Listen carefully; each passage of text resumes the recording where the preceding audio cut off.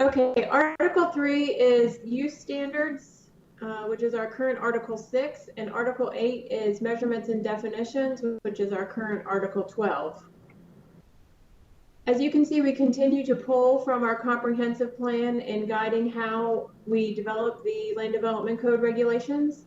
And again, we're pulling from a key planning theme of changing places, revitalizing spaces, in developing a built environment that encompasses places and spaces created or modified by people, including buildings, parks, land use patterns, and transportation systems. And you can just see some of the policies of the comprehensive plan on which we have relied to actually write the Land Development Code regulations. One of the key things that you'll see throughout Articles 3 and 8 are the fundamentals of good urban design policies that are prevalent in the comprehensive plan. And you can see here some of our good design and bad design examples. And you'll see in Article 3 and Article 8, we have incorporated some of these same or similar diagrams to help illustrate the code language and also to really help try to bring to fruition good urban design. So we'll start with Article 3, use standards.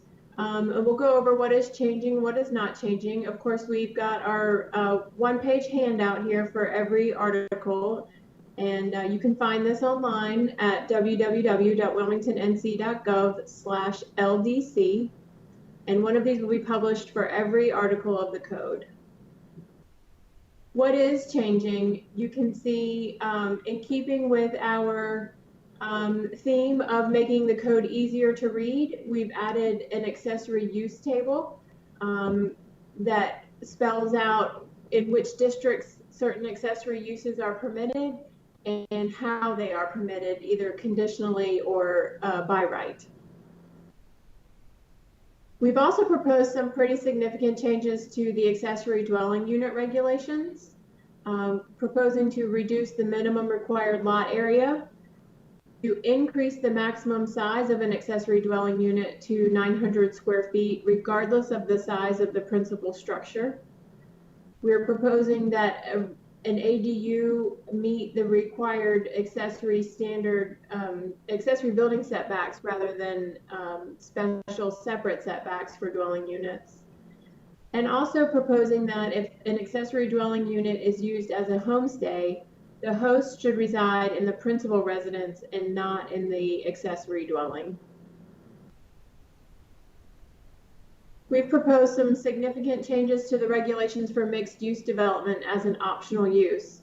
Now, these two options were formerly known as commercial district mixed use and multifamily mixed use, and they are proposed to be replaced by something pretty different that we hope really captures the best of what a mixed-use development has to offer to the community, while making some improvements to the ease of understanding the regulations and also adding things like open space requirements that were previously missing. We've proposed some standards for bed and breakfast regulations that make the language more closely aligned with the homestay regulations, particularly in terms of code violations and the 3 strikes and you're out provision that has been adopted for homestay regulations. You will see that in the bed and breakfast language.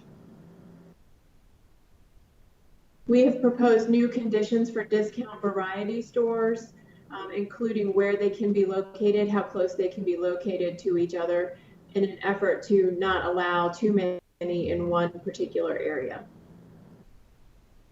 And we have clarified that certain uses are considered accessory uses, such as outdoor vending machines and kiosks, drive-through facilities, fuel pumps and their canopies, and outdoor seating. So you'll find conditions for those accessory uses in this chapter. And what is not changing? We will still have 3 categories of conditions in this draft. Conditional uses, which we currently call permitted by prescribed conditions, special use permits, and accessory uses and temporary uses. So those categories remain. We are still proposing to limit the total number of accessory buildings on a residential lot to 2. That would not change. And no major changes are proposed to the temporary use standards. And no changes are proposed to the group home standards either. Moving on to Article 8, measurements and definitions, we'll highlight what's proposed to change and what's not changing here as well. What is changing, we've added a significant number of illustrations as well as a measurement section that spell out how to use certain requirements in certain parts of the code. We've proposed new terms that align with the use tables and other terminology throughout the code. And what is not changing? We are still proposing to use terms that are specifically to use cross-references for certain terms that are more common language, such as food truck, which in the code we call a mobile food unit. So we will keep those cross-references, and we will also continue to rely on a specific or a customary dictionary definition for certain terms that are not defined specifically in the code. You'll be able to find each of these chapters online at www.wilmingtonnc.gov/land development code. And if you click on the link on the right side of the page, you can see all of the articles that have been published to date. You also have the opportunity from each of those individual pages to make comments online regarding those pieces of the code. Our next steps will be to have a work session. We hope to do that with the Planning Commission in May.